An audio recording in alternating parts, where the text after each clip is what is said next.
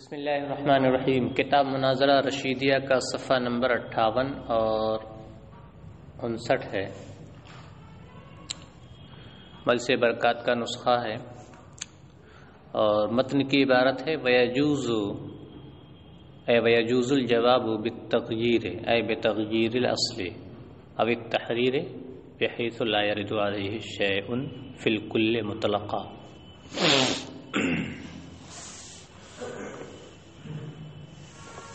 معلل نے اپنے دعویٰ پر دلیل قائم کی تو سائل اس پر منع وارد کرے گا یا نقض وارد کرے گا یا پھر معارضہ۔ تو اب معلل سائل کے ان اعتراضات کا جواب دے گا۔ کیسے جواب دے گا؟ جواب دینے کا طریقہ ما قبل میں کیا ہے بیان کر دیا گیا ہے نا۔ سائل کے اعتراضات کا جواب ایک دوسرے طریقے سے بھی دیا جا سکتا ہے جو اب مصنف علیہ الرحمہ یہاں سے بیان کر رہے ہیں۔ سائل نے منع وارد کیا یا نقض وارد کیا یا معارضہ قائم کیا تو معلل اس کے اعتراضات کا یوں بھی جواب دے سکتا ہے کہ وہ اصل میں تبدیلی کر دے۔ کیا کر دے؟ اصل میں کیا کر دے؟ تبدیلی کر دے۔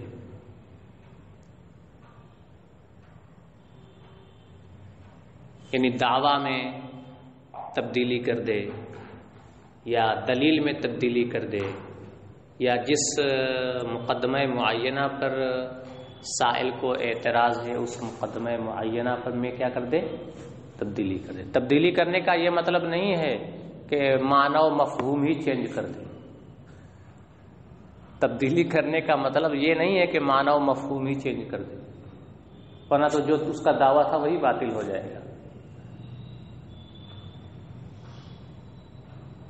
اصل میں تبدیلی کرنے کا مطلب یہ ہے کہ الفاظ تبدیل کر دے، مفہوم کیا رہے وہی رہے۔ مثلا اسے ایسا لگا، معلل کو ایسا لگا کہ اس کو جو اعتراضات ہے اس اعتراضات کی وجہ میرے ذکر کردہ الفاظ ہیں۔ معلل کو ایسا لگا کہ میں نے جن الفاظ میں اپنے مدعا کی تعبیر کی ہے، میں نے اپنے دعوے کی تعبیر جن لفظوں میں کی ہے ان لفظوں کی وجہ سے یہ اعتراضات پیدا ہو رہے ہیں، تو اس نے لفظ کیا کر دیے؟ تبدیل کر دیے تاکہ اعتراض ہی باقی نہ رہے۔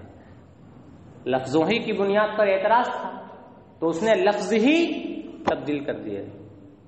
نہ رہے گا بانس نہ بجے گی بانسری، انہی الفاظ کی بنیاد پر اعتراض تھا، الفاظ ہی اس نے کیا کر دیے؟ بدل دیے۔ تو جواب دینے کا ایک طریقہ یہ بھی ہے کہ معلل دعویٰ کے الفاظ کیا کر دے؟ تبدیل کر دے۔ اصل کے الفاظ تبدیل، اصل کا لفظ یہاں سے کیا، اصل کے الفاظ تبدیل کر دے۔ تو اصل میں کافی گنجائش ہے، دعویٰ ہی کے الفاظ تبدیل کر دے یا دلیل کے الفاظ تبدیل کر دے یا جس مقدمے پر سائل کو اعتراض ہے اس مقدمے کو کیا، اس مقدمے کے الفاظ تبدیل کر دے۔ تو یہ اصل میں دعویٰ بھی آئے گا، دلیل بھی آئے گی، مقدمہ بھی آئے گا۔ سمجھ گیا صاحب؟ یا الفاظ تبدیل نہ کرے، تحریر کر دے۔ کیا کر دے؟ تحریر کا مطلب اس سے پہلے گزر چکا ہے، تشخیص و تقیید۔ اپنے دعوے کو کسی قید سے مقید کر دے، دعوے کی کوئی ایسی قید ذکر کر دے جس قید کی وجہ سے اعتراضات کیا ہو جائیں؟ ختم ہو جائیں۔ جس قید کی وجہ سے اعتراضات کیا ہو جائیں؟ دعوے کی تقیید اس انداز میں کر دے کہ جو اعتراضات وارد ہو رہے تھے وہ اعتراضات کیا ہو جائیں؟ ختم ہو جائیں۔ سمجھ گئے؟ تو سائل کے اعتراضات کا جواب دینے کا ایک طریقہ یہ ہوا کہ یا تو اصل میں تبدیلی کر دے یا پھر کیا کر دے؟ تقیید کر دے. کیا کر دے؟ اور جواب دینے کا یہ طریقہ سائل کے تمام اعتراضات میں لاگو ہوگا، خواہ اس کا اعتراض منع ہو، خواہ نقض ہو، خواہ معارضہ ہو. ٹھیک ہے. اور تبدیلی بھی مطلقاً ہے، دعویٰ میں بھی تبدیلی کر سکتا ہے، دلیل میں بھی تبدیلی کر سکتا ہے، مقدمہ ممنوعہ میں بھی کیا کر سکتا ہے؟ تبدیلی کر سکتا ہے اور تقیید کر سکتا ہے. وہی کہتے ہیں وَيَجُوزُ الْجَوَابُ بِالتَّغْيِيرِ أي بِتَغْيِيرِ الْأَصْلِ أو التَّحْرِيرِ بِحَيْثُ لَا يَرِدُ عَلَيْهِ شَيْءٌ.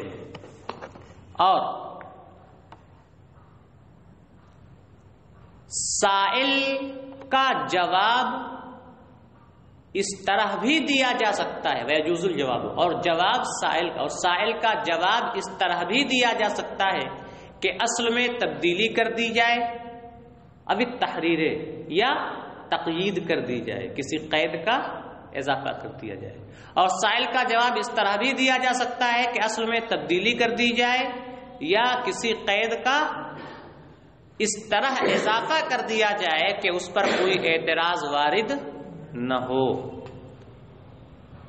فی الکل اے فی الاسئلۃ الجمیعۃ، تمام سوالات میں، تمام اعتراضات میں، خواہ وہ اعتراض منع کی صورت میں ہو، خواہ نقض کی صورت میں ہو، خواہ اور مطلقاً ہے یہ تبدیلی اور تقیید، خواہ دعوے میں تبدیلی ہو، خواہ دلیل میں تبدیلی ہو، خواہ مقدمہ وغیرہ میں. اور سائل کا جواب اس طرح بھی دیا جا سکتا ہے کہ اصل میں تبدیلی کر دی جائے یا کسی قید کا اس طرح اضافہ کر دیا جائے کہ اس پر کوئی اعتراض وارد نہ ہو. اور یہ تمام سوالات میں مطلقاً جاری ہوگا، خواہ سائل مانع ہو یا ناقض یا معارض، اور خواہ جواب دعوے کی تبدیلی کے ساتھ ہو یا دلیل کی تبدیلی کے ساتھ یا مقدمہ ممنوعہ کی تبدیلی کے ساتھ. ٹھیک ہو گیا حضرت صاحب. مدعی کا دعویٰ نظری تھا، کیا تھا؟ ثابت نہیں تھا. تو اس نے اپنے دعوے نظریہ کے اس بات پر دلیل قائم کی، تو اس کی دلیل پر سائل منع بھی وارد کر سکتا ہے، نقض بھی وارد کر سکتا ہے، معارضہ بھی وارد کر سکتا ہے. اگر مدعی کا دعویٰ نظری نہ ہو، بدیہی ہو، لیکن بدیہی خفی ہو، ہے تو بدیہی، ثابت ہے، ثابت کیا ہے؟ بدیہی ہے، ثابت ہے بالکل، لیکن کیا ہے؟ اس پر پردہ پڑا ہوا ہے. اس پر کیا پڑا ہوا ہے؟ پردہ پڑا ہوا ہے. تو اس پردے کو ہٹانے کے لیے مدعی کیا کرتا ہے؟ تنبیہ پیش کرتا ہے. کیا پیش کرتا ہے؟ تنبیہ پیش کرتا ہے. تو مدعی نے اپنے دعویٰ پر، اپنے دعوے بدیہی خفی پر تنبیہ پیش کی، تو اس تنبیہ پر بھی سائل اعتراضات کر سکتا ہے یا نہیں کر سکتا ہے؟ مدعی نے اپنے دعوے بدیہی خفی پر تنبیہ پیش کی، تو جیسے دلیل پر سائل اعتراضات کر سکتا ہے، منع، نقض، معارضہ، اسی طرح کیا تنبیہ پر بھی سائل اعتراضات کر سکتا ہے؟ تو کرے ہاں، سائل تنبیہ پر بھی کیا ہے؟ اعتراضات کر سکتا ہے، لیکن اعتراضات کا کوئی حاصل نہیں، تنبیہ پر اعتراضات کا کوئی حاصل نہیں. کیوں؟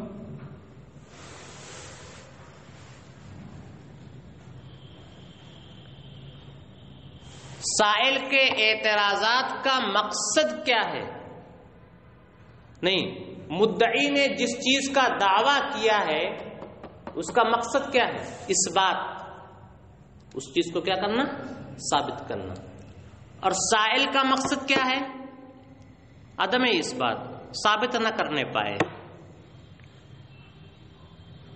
اور یہاں جس دعوے پر تنبیہ پیش کی جا رہی ہے وہ تو پہلے ہی سے ثابت ہے، کیونکہ وہ بدیہی ہے. وہ پہلے ہی سے ثابت ہے، وہ تو بدیہی ہے، بس اس پہ پردہ پڑا ہوا ہے، پہلے ہی سے ثابت ہے. پہلے ہی سے کیا ہے؟ ثابت ہے.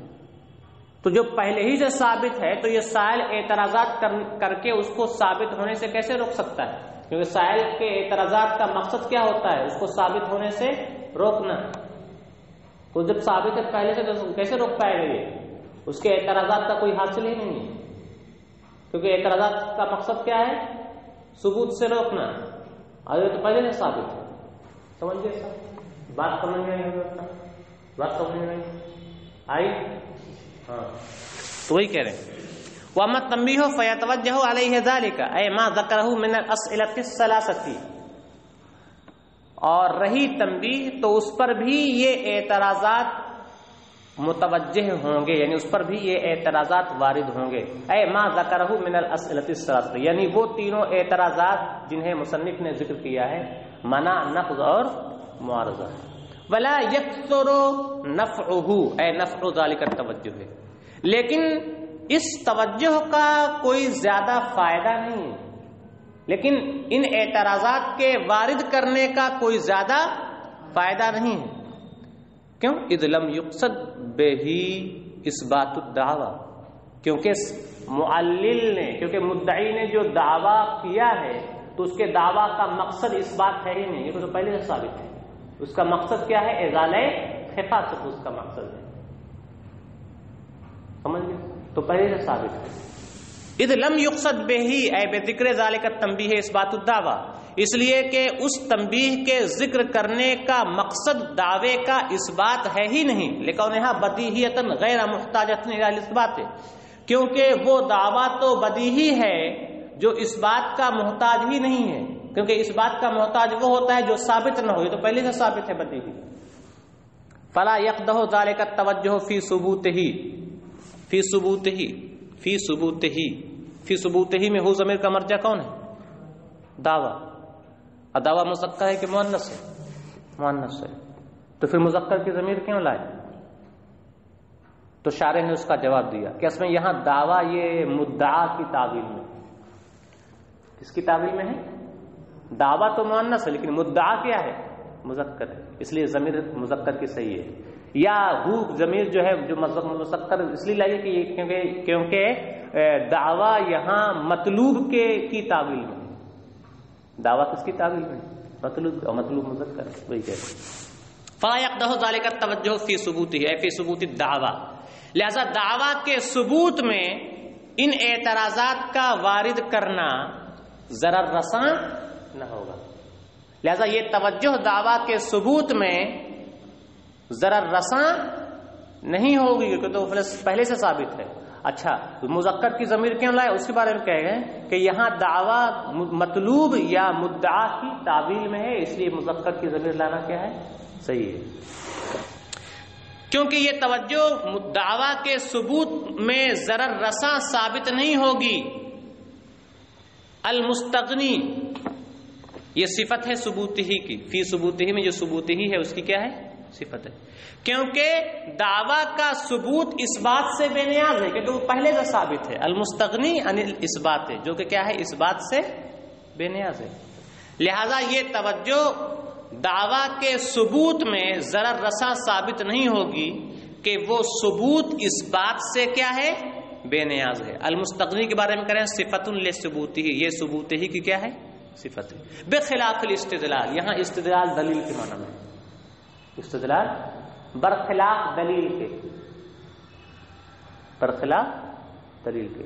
اوپر کہا نا کہ تنبیہ کی صورت میں اعتراضات کوئی خاص فائدہ نہیں دیں گے، برخلاف دلیل کے، کہ دلیل میں اعتراضات کیا ہیں؟ فائدہ دیں گے.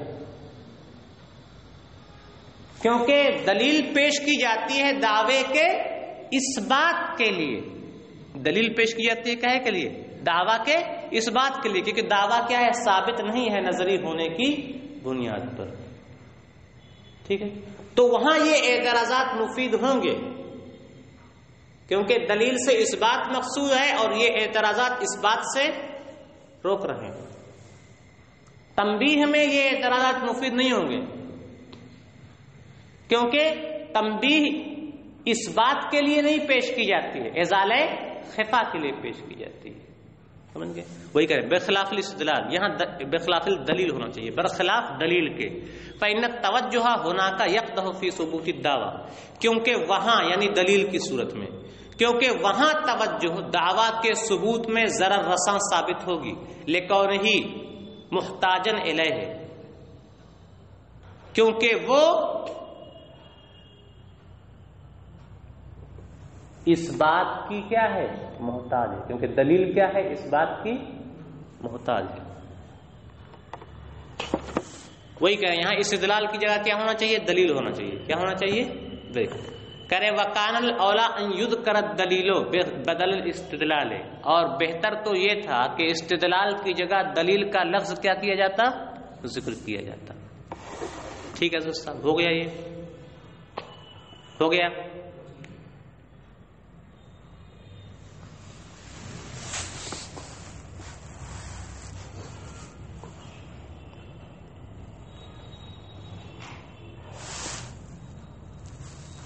ہو گیا.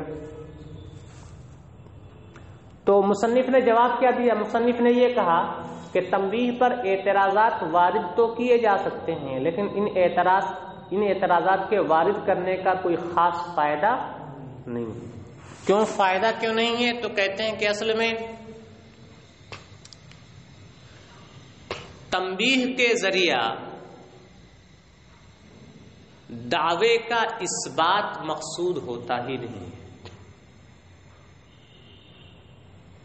تنبیہ کے ذریعہ دعوے کا اثبات مقصود نہیں ہوتا، اور یہ اعتراضات وارد کیے جاتے ہیں اس بات کو فوت کرنے کے لیے، اس بات کو روکنے کے لیے.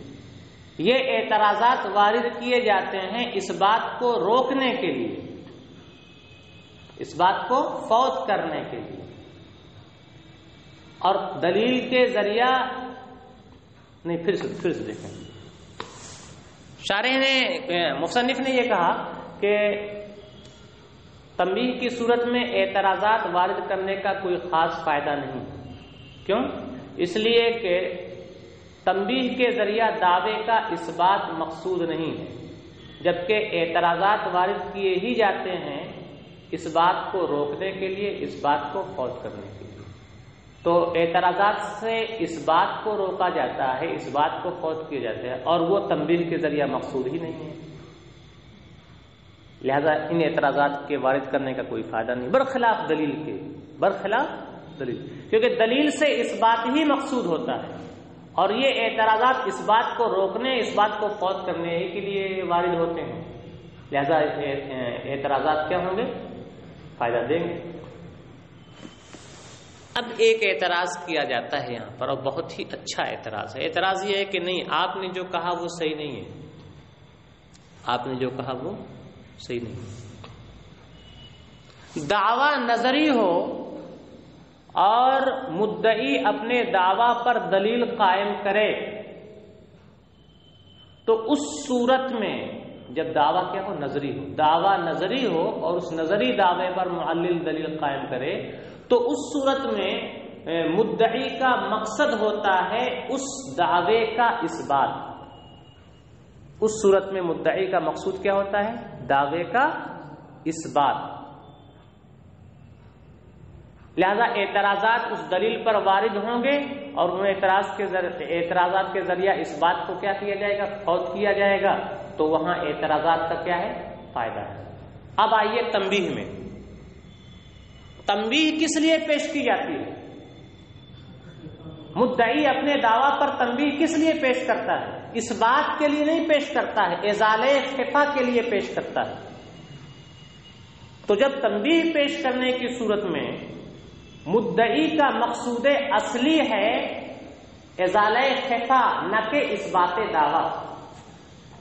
مدعی کا تنبیہ کی صورت میں مقصد اصلی ہے ازالہ خفا، نہ کہ اثبات دعویٰ. تو اعتراضات وارد کرنے کا مقصد کیا ہوگا؟ ازالہ خفا کو ختم کرنا، نہ کہ اس بات کو ختم کرنا. تنبیہ کی صورت میں مدعی کا مقصد الگ ہے، اس لیے اعتراضات کا مقصد بھی کیا ہے؟ الگ ہے. تنبیہ دلیل کی صورت میں مدعی کا مقصد ہے اثبات دعویٰ، تو اعتراضات کا مقصد ہوا اس اثبات دعویٰ کو فوت کرنا. اور یہاں تنبیہ کی صورت میں چونکہ مدعی کا مقصد اثبات دعویٰ نہیں ہے، مدعی کا مقصد ہے ازالہ خفا، تو اعتراضات وارد کرنے کا مقصد بھی کیا ہوگا؟ ازالہ خفا کو فوت کرنا، نہ کہ اثبات دعویٰ. تب تو سوالات کھڑے رہتے ہیں. آپ تو گڑبڑ کر دے رہے ہیں، غلط تعبیر کر رہے ہیں، غلط بتا رہے ہیں.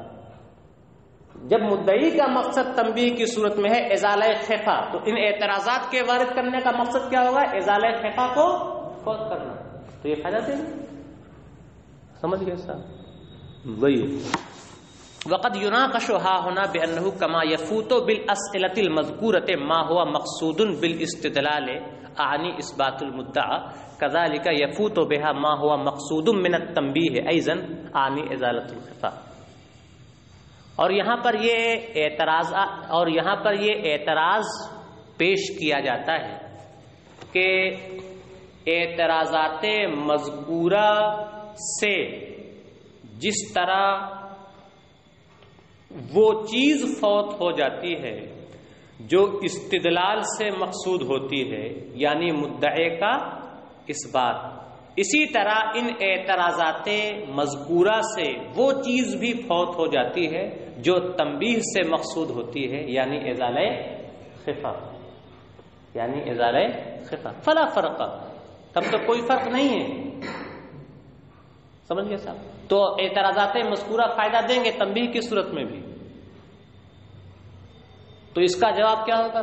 شارح کہتے ہیں الا ان یقال، ہاں اس کے جواب میں یہ کہا جا سکتا ہے ان المقصود الاصلی ہوا ثبوت المدعا، کہ مقصود اصلی تو ہے دعوے کا ثبوت. مقصود اصلی بحث و مناظرہ کا مقصود اصلی کیا ہے؟ دعوے کا ثبوت.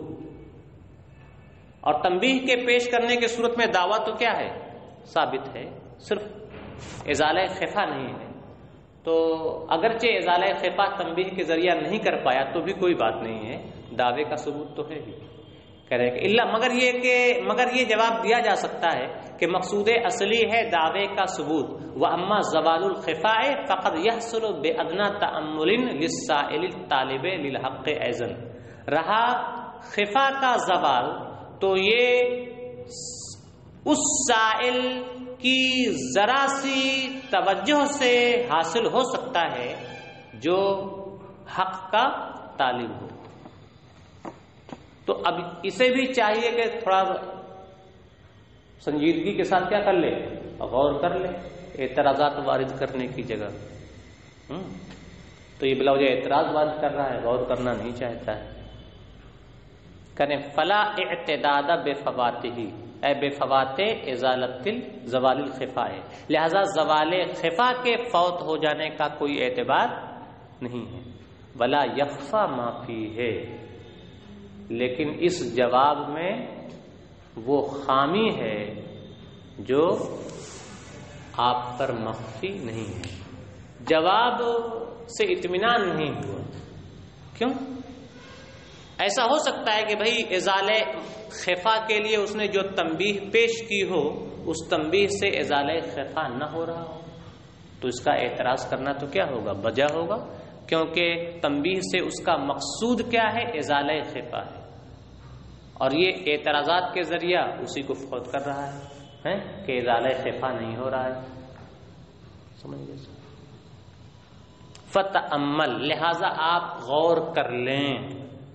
غور کرنے کے ذریعہ بھی پھر اس اعتراض کا بھی جواب دینے کی کوشش کی ہے. خود ہی غور کریں تو غور کرنے کے بعد یہ سمجھ میں آئے گا کہ چلو بھائی ٹھیک ہے، اتنا تو طے ہے کہ دعویٰ کیا ہے؟ ثابت ہے. اور اگرچہ اس تنبیہ کے ذریعہ کیا ہے ہمارا شک اور ہمارا شبہہ دور نہیں ہوا، تو ہمیں چاہیے کہ ہم واقعی سنجیدگی کے ساتھ تھوڑا غور کر لیں، تو انشاءاللہ کیا ہو جائے گا؟ خفا زائل ہو جائے گا. آج کا سبق یہیں پر مکمل ہوتا ہے. السلام علیکم ورحمۃ اللہ وبرکاتہ.